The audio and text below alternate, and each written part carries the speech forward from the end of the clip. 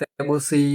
copy ហើយនិងBushi Sin ថាតើ Bushi copy និង Bushi Sin វាមានភ្លើងខុសគ្នាមិនខ្ញុំធ្វើតេស្តគេហៅធ្វើតេស្តជាមួយភ្លើង RPM វាអត់អញ្ចឹងខ្ញុំយកOhmad នេះមកធ្វើតេស្តព្រោះ Ohmad ហ្នឹងវាសក្រិតវាបង្ហាញលេខ resistor ណាឬក៏លេខដែលតេស្តតាមរយៈ resistance ឬក៏ resistor ហ្នឹងវាចេញជាគីឡូអូមអញ្ចឹងលេខគីឡូអូម Bushi Sin Bushi original វាស្មើនឹង resistor 5 គីឡូអូមអញ្ចឹងតើយើងតេស្តមើល Bushi copy និង Bushi Sin វាខុសគ្នាប្រមាណខុសគ្នាប៉ុណ្ណាបញ្ជាក់បងប្អូនដែរបើសិនជាលេខ Bushi លេខតេស្តទៅឃើញលេខពីលេខ3ដល់លេខ5ឬក៏លើសបន្តិចលេខ6ជាងឬក៏ខ្ទង់លេខ3លេខ4នេះហ្នឹងគឺល្អប៉ុន្តែវាអត់ល្អដូចចេញលេខ4.9ឬ5ជាងអាហ្នឹងល្អអាហ្នឹងជាប្រភេទ Bushi original គឺលេខខ្ទង់5.9ឬក៏4.9អាហ្នឹងជា Bushi Sin ប៉ុន្តែនៅក្នុងកម្រិតលេខរបស់ក្រុមហ៊ុន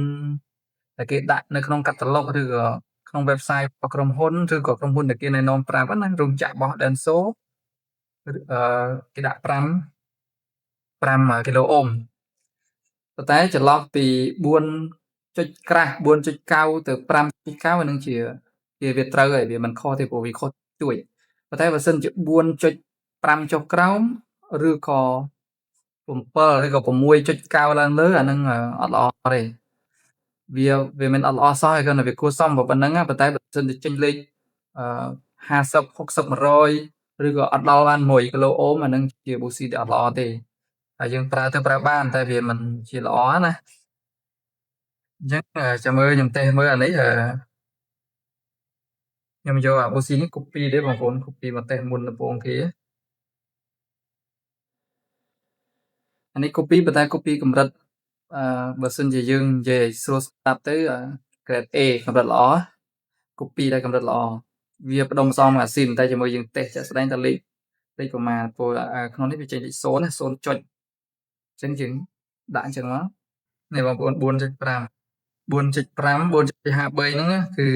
កម្រិតអូខេល្អចិត្តផាក់ផែនឹងoriginal ណា original 4.8 4.9ឡើងចឹងអានេះ4.5ហើយជាមួយក្របនេះទៀតបញ្ជាក់បងប្អូនមួយទៀតតែBushiខ្លះcopy កម្រិតអន់ណាជួនកាលបាន4ចុចហើយប្រអប់តែមួយក្របផ្សេងទៀតវា100ក៏មានដែរ100ចុចឬក៏50 60ចឹងជាមួយអានេះវារៀងបាក់ចាប់ទៀតបងប្អូននេះ5ណាឃើញ 5.20 អានេះជាកម្រិតល្អ Bushi ហ្នឹងគឺស្ទឹងដូចស៊ីនហ្មងនេះគាត់តែវាបើសិនជាយើងប្រើវាខុសគ្នាត្រង់អាយុកាលរបស់វាស្ទើរជាងoriginal បន្តិចប៉ុន្តែកម្រិត spec របស់វាទាំងអស់គឺវាល្អវា 5.20 គឺកម្រិត Bushi ដែលល្អ copy តែបងប្អូនទិញអានេះឧទាហរណ៍ថាទិញទៅប៉ះខ្លែងខ្លាយទៅប៉ះមិន copy ហ្នឹងប៉ះអត់ copy ប៉ុណ្ណេះក៏ល្អដែរបងប្អូនតបទៅចាំខ្ញុំធ្វើតែអាស៊ីនអានេះសិតតែ copy បងប្អូន copy កម្រិតល្អបាទ copy មួយក្រុម$2អីហ្នឹងគឺលេខវាជួនកាល100ជួនកាលលេខ0តែអត់បានទេអត់ឡើងទេជួនកាល1អញ្ចឹងបើសិនជាភ្លើងអត់ស្មើបងប្អូនសម័យមើលវាយើងដាក់ក្នុងឡានទៅដំណើរការវាយ៉ាងម៉េចព្រោះអត់ស្មើខ្លះ1ខ្លះ100ហ្នឹងវារត់មិនទៅ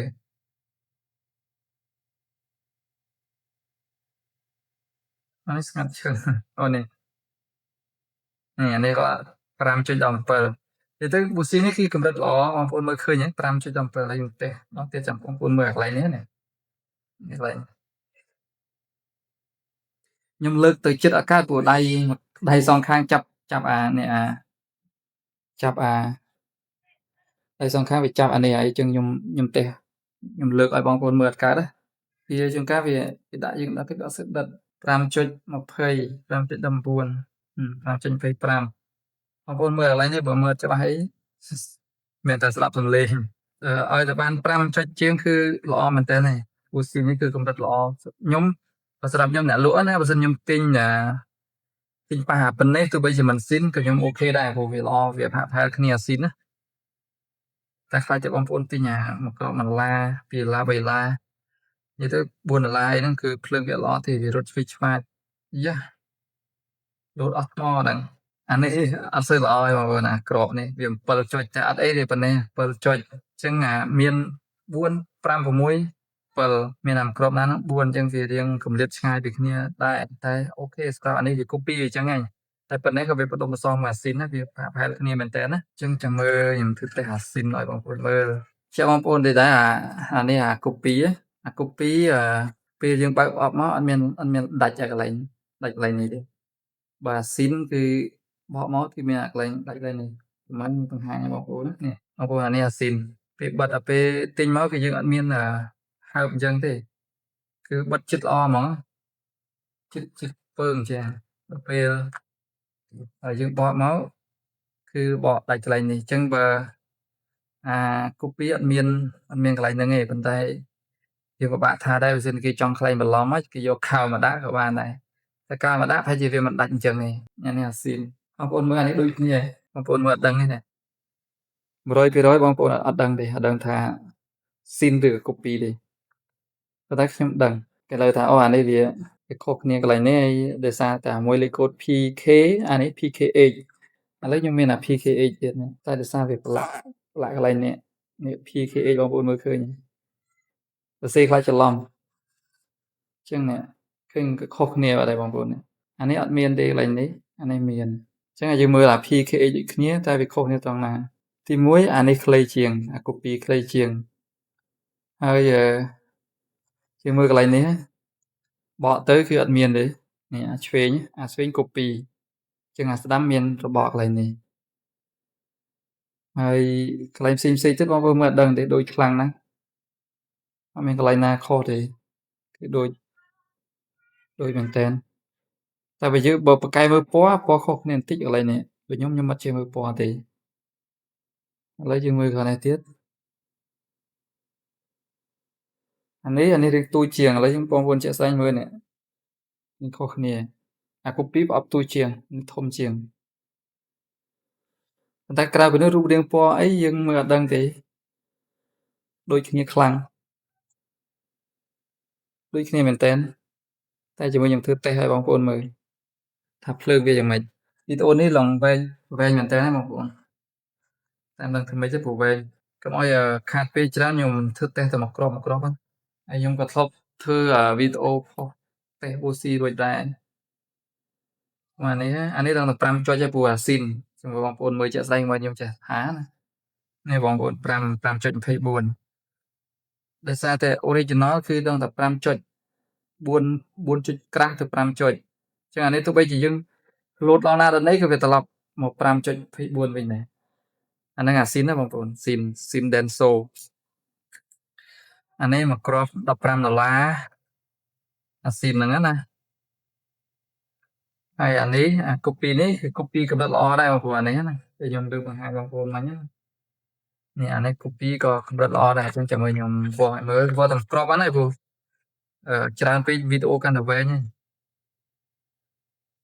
ហើយសបកវាក៏ខុសគ្នាដែរបងប្អូនសបកវាខ្លីជាងនេះ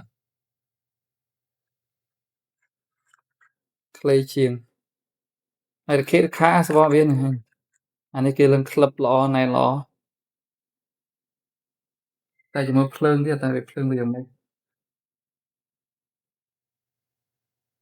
តែមើលខាងក្រៅអត់ដឹងទេបងប្អូនគឺដូចគ្នាខ្លាំងខ្ញុំនិយាយតេស្តឲ្យមើលណានេះវាទួយពេកបងប្អូនដាក់ទៅវាអត់ចំ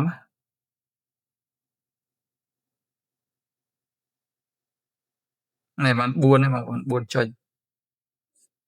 ហើយភ្លើងវាអត់ដឹងទេរត់ចុះរត់ឡើងទេបានតែ4ចុចទេ4ចុចក៏វាកុនបានដែរវាកម្រិតល្អដែរហើយចាំមើលខ្ញុំតេស្តអា Busi ដអន់ភ្លើងអានេះបានតែ4ចុចទេ4ចុច20 4ចុចអីចឹងឥឡូវយើងមើលធ្វើតេស្តNGK Scene ម្ដងអានេះក៏មាន copy ដែរតែខ្ញុំចង់ធ្វើតេស្តមើលអា Scene តែនិយាយទៅអា Scene សម្បកវាស្អាតមែនតើហ្មងណា